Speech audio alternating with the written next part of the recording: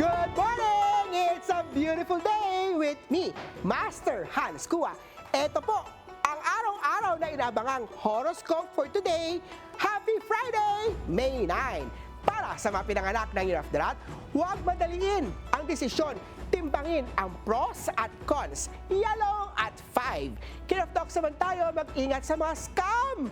Huwag basta-basta mag-invest. Green at 4.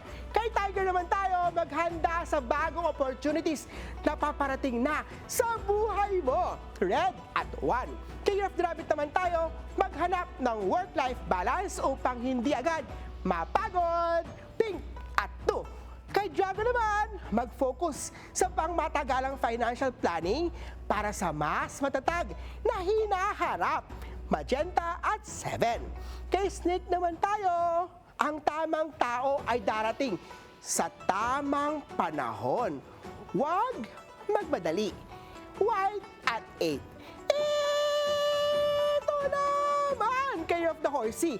Ang tunay na pagmamahal ay may kasamang respeto at pag-unawa.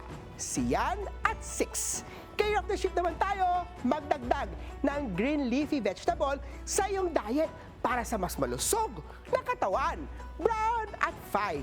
Kay Monkey naman tayo, pagpakinig sa doktor kung may nararamdaman ng hindi normal sa katawan.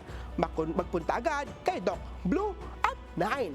Kay Year of the Rooster naman tayo, alagaan ang relasyon sa katrabaho para sa mas maayos na teamwork. Orange at 3. Sa mga Year of the Dog naman tayo, huwag hayaang sirain ng maliit na problema ang magandang relasyon. Red at 3. At kay Year of the Pig naman, matutong makinig sa opinyon ng iba. Maaaring may matutunan na bago dito. Brown at 8. Ako po, si Master Hans Kua. Paalala lang, ito po'y patnubay lamang. Ang tunay na swerte ay nagsisimula sa pagiging totoo. Abangan araw-araw ang horoscope for today. Dito lang po sa It's a Beautiful Day with me, Master Hans Kua.